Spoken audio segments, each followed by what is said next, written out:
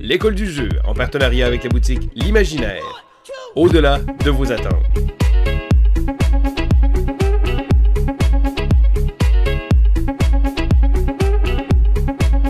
Bonjour et bienvenue à l'école du jeu. Mon nom est Sylvain et aujourd'hui je vous propose un jeu qui s'appelle Galaxy.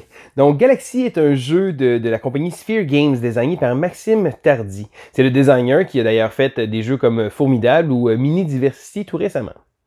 Qu'est-ce que c'est Galaxy? En fait, Galaxy va être un projet qui va être sur Kickstarter en début juillet. Donc, dès que la campagne va commencer, je vais mettre les informations dans la description. Comme ça, vous allez pouvoir voir tout ce qui va se retrouver. Donc, moi, personnellement, ici, j'ai une copie prototype, un très beau prototype, mais il faut le prendre pour ce qui est. Le jeu final risque d'être plus poli, d'être différent et aussi d'ajouter quelques petites choses. Mais c'est quoi Galaxy? Galaxy est un petit jeu de 15 à 30 minutes, je dirais, un puzzle. Donc, on va devoir prendre des étoiles, les placer sur notre petit plateau de jeu et devoir optimiser nos points selon certaines conditions de pointage. Donc, les parties vont varier, les conditions de pointage vont varier également. Mais on va aller voir les règles, puis après ça, je vais vous donner mon avis. Voici donc le jeu Galaxy. Alors, je tiens à répéter, il s'agit des composantes prototypes du jeu, donc le fini du projet va être différent, quoi qu'il s'agit quand même d'un beau prototype, mais bon, c'est pour vous montrer que justement, les pièces de jeu, les plateaux de jeu, les choses comme ça, tout est sujet à changement et va être également peaufiné. Donc, en début de partie, la première chose qu'on va faire, ça va être de brancher le plateau principal. Donc, oui, le jeu peut se jouer sans composantes électroniques, mais il va chercher toute sa saveur avec ça. Donc, on utilise, si on veut, une prise de branchement murale ou encore une batterie 9 volts. Ce qu'on fait, c'est qu'on va brancher le plateau de jeu comme ça qui va s'illuminer. Ensuite, chaque joueur va prendre sa galaxie et va faire un raccord ici comme ça. Et ainsi de suite. Donc, tous les joueurs vont placer leurs petites choses comme ça. Et voilà, et les galaxies vont être illuminées. Mais pour les bienfaits de cette vidéo, je vais simplement débrancher ça comme ça. Ça va être plus facile à voir à la caméra. Donc, tous les joueurs vont faire, en début de partie, vont prendre leur plateau de jeu, vont également prendre un petit aide comme ça, et vont prendre une petite plaque comme ça ici. Donc, selon le nombre de joueurs, donc ici, je vais simuler une partie à 2 joueurs, on va placer différentes tuiles qui vont bloquer certains endroits comme ça ici. Donc, le nombre de rangées disponibles va être de 2, en fait, de 1 par joueur, plus 1. On va également prendre le sac de billes, donc ici, ça va être les étoiles qu'il va y avoir dans la partie. Donc, je vais vous montrer un peu le fini des billes, encore une fois. Composante prototype, je ne sais pas si les billes vont exactement ressembler à ça dans le produit final. Il faut savoir qu'il y a des billes de différentes couleurs, mais il y a également des géantes gazeuses. Donc, les géantes gazeuses, il y en a un peu plus dans le sac et elles vont être traitées différemment. Donc, les étoiles vont principalement servir à marquer des points et les géantes gazeuses, eux, vont nous bloquer un peu des endroits. Ensuite, donc selon le type de jeu qu'on va choisir, ici la petite carte nous aide, donc là, la partie A, qui se trouve être des objectifs de fin de partie. Donc les objectifs sont tous les mêmes pour tout le monde, ici comme ça. Et si on joue du côté B, eh bien il va y avoir les objectifs qui vont être encore les mêmes, mais il va y avoir 3 conditions différentes. Et c'est là que les cartes ici comme ça viennent en ligne de compte. Donc il y a des cartes comme ça qui vont avoir donc différentes couleurs. On va devoir prendre 3 cartes de ces couleurs-là, bleu et rouge. Donc, au moins une bleue et une rouge, et la troisième va être aléatoire. Mais, à tout moment, en début de partie, chaque joueur va devoir prendre une carte verte qu'il va garder en secret. Ça se trouve être l'objectif de fin de partie. Ça se trouve être une condition spéciale de point de victoire que le joueur va avoir. Donc, il va la garder en secret. Donc, ça rajoute à ceux-ci. Mais pour les bienfaits de la cause, je vais vous expliquer le côté A, qui se trouve être, si on veut, les conditions de points de victoire de base. Et comment le jeu se joue? Eh bien, c'est fort simple. À son tour, le joueur doit choisir entre 2 choix. Donc, soit il prend toutes les billes d'une rangée ici, donc d'une colonne qu'il va avoir, que ce soit celle-ci ou celle-ci, et après l'avoir fait, place sa petite plaque comme ça, donc, et ça va faire en sorte qu'il va devoir arrêter de jouer pour le tour, ou il pige 2 billes dans le sac. Donc, les 2 billes qu'il va avoir pigées, il ne pourra pas les mettre directement sur son plateau. Il va devoir les placer ici au centre. Et là, il va pouvoir les placer à n'importe quel endroit de libre. Il n'y a aucun problème. Le principe du jeu, c'est que tous les joueurs vont remplir tranquillement, pas vite comme ça. Donc, l'autre joueur va jouer, il va choisir, il va avoir 2 billes comme ça, il va les placer comme ça. Un autre joueur va piger, donc là-haut. On se rappelle, les billes vertes sont un peu différentes, donc c'est des billes qui vont être souvent à connotation négative. On va les placer comme ça, et ainsi de suite. Donc, quand c'est notre tour, si on décide, on désire avoir toutes les billes d'une rangée, on va simplement prendre les billes, comme ça, placer notre tuile, et les placer sur notre plateau de jeu. Donc maintenant, comment le placement se fait? Premièrement, lorsqu'il s'agit des étoiles, donc des billes colorées, il faut toujours les placer à partir du centre. Donc on imagine le centre de notre galaxie et toutes les cases ici comme ça autour sont disponibles. Ensuite, les cases de même couleur, donc exemple, si jamais je mettrais un jaune comme ça ici et je voudrais replacer un jaune, donc j'ai toujours le choix de le placer sur le pourtour extérieur ou adjacente à une bille de la même couleur. Il faut savoir que les billes vertes, donc les géantes gazeuses, peuvent être placées à n'importe quel endroit sur notre plateau de jeu. Ils vont considérer comme, comme j'expliquais tantôt, des billes négatives. Donc, après avoir pris des billes, on les place sur notre plateau de jeu. Et voilà. Et là, malheureusement, le joueur qui a décidé de prendre ses billes ne pourra plus jouer pour le restant de la ronde. Donc, tous les joueurs vont jouer jusqu'à temps qu'ils aient pris chacun, justement, une rangée comme ça. Donc, admettons ici, on prend les billes.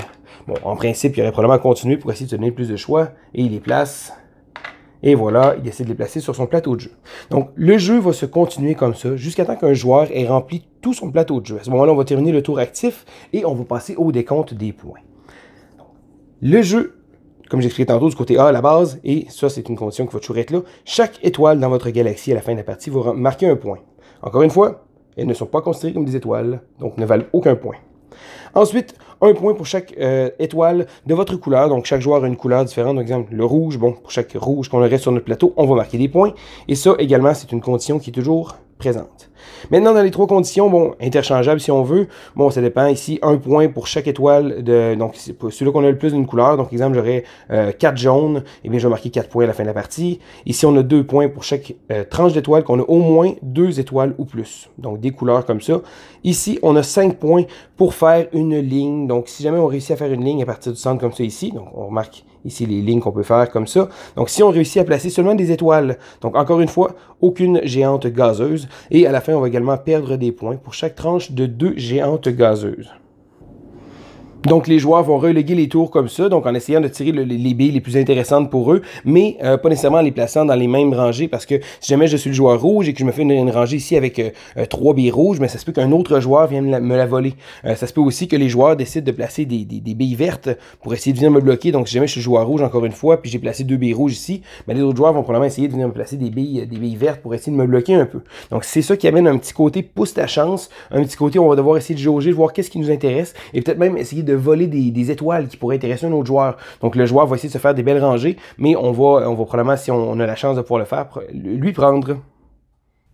Maintenant, je vais garnir de manière aléatoire. Je vais juste placer des billes sur le plateau parce que je veux vous montrer le produit fini, donc avec la lumière. Donc, si jamais on met de la lumière et on met, si on veut qu'on ferme les lumières, je vais pouvoir vous montrer le produit fini, donc le look que ça donne avec les billes.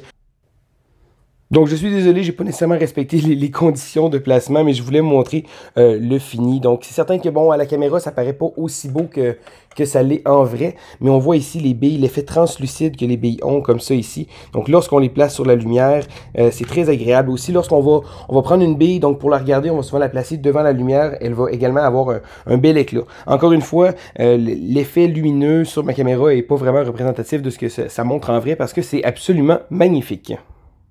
Donc, malgré tout, même si avec la lumière allumée, l'effet est un peu moins frappant, je tiens à dire que je joue toujours le jeu branché parce que je trouve que ça donne vraiment un beau look.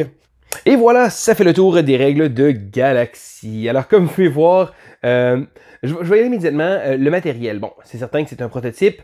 Le jeu mise énormément sur la gimmick de la lumière. Et c'est pas une mauvaise chose parce que combien de jeux vous avez joué qui utilisent une partie électronique comme ça, qui utilise la lumière et qui fait en sorte qu'on peut jouer dans le noir. Donc, oui, c'est une gimmick, mais c'est une gimmick que Galaxy réussit à faire très bien. Parce que quand on débranche le jeu, on trouve ça un peu plus fade. On trouve que ça manque de lumière, ça manque d'un petit quelque chose. Et je vous le conseille, si jamais vous avez l'occasion de jouer dans le noir, ça rajoute vraiment une dimension supplémentaire au jeu. C'est pas par rapport au jeu, mais par rapport à l'expérience qu'on va avoir avec Galaxy. Mais qu'est-ce que je pense de ce jeu-là? Ben, les gens qui me connaissent savent, j'aime beaucoup les jeux simples. Donc, c'est des jeux qui sont faciles à sortir, qui sont agréables à jouer. Et souvent, ça a un petit quelque chose de rassembleur d'avoir des jeux qui sont pas trop complexes.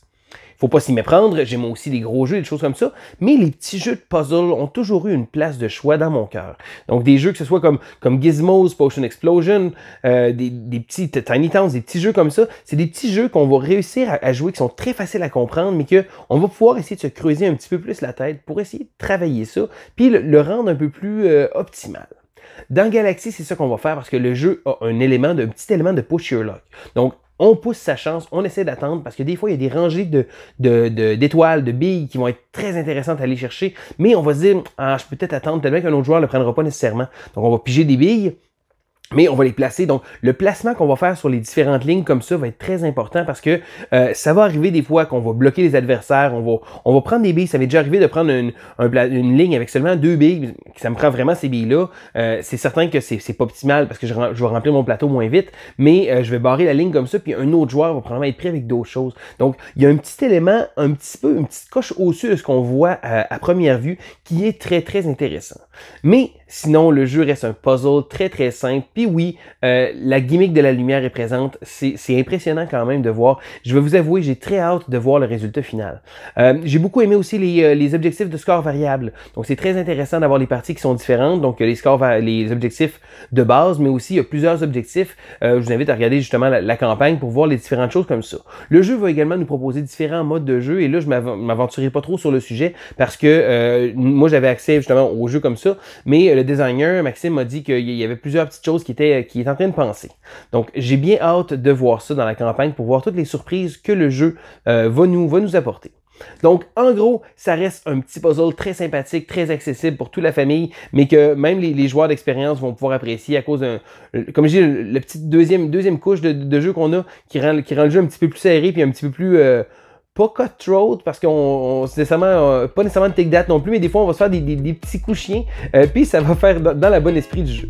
Alors, c'est un jeu que je conseille. Je vous invite à aller voir la page Kickstarter quand le projet va être live. Alors, c'était Sylvain pour l'école du jeu et on se dit à la prochaine!